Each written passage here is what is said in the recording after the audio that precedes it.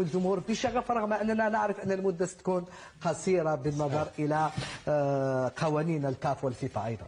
حتى فيه صحيح إن شاء الله يكون حفل في المستوى، ولكن راح يكون مغاير. نأكد بأنه راح يكون حفل إن شاء الله مميز، راح يمثل كل يعني المناطق وطننا، لأنه الجزائر قارة فيه العديد من الثقافات في كل المناطق متنوعة.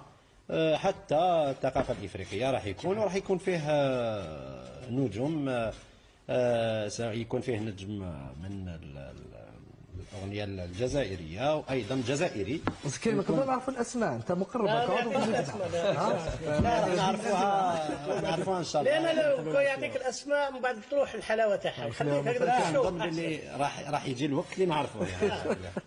لأنه راح يحل بالجزائر والناس راح تعرف بأنه صحيح. وفيه بعض النجوم أيضا من نجوم كرة القدم الإفريقية يكونوا حاضرين إن شاء الله، سواء في حفل الافتتاح أو حتى خلال البطولة وحتى في حفل الاختتام.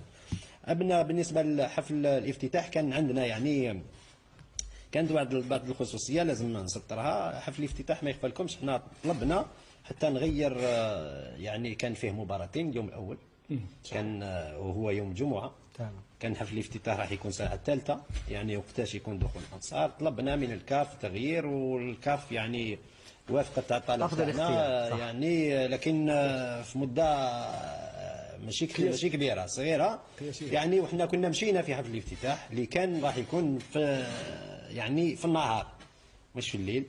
معناها راح يكون حفل الافتتاح، كنا من الافضل لو كان عندنا معلومه بانه راح يكون في الليل، راح يكون فيه يعني دوتر زيفي اللي يكونوا واجدين، راح نحاولوا نلحقوا نضيفوهم في حفل الافتتاح.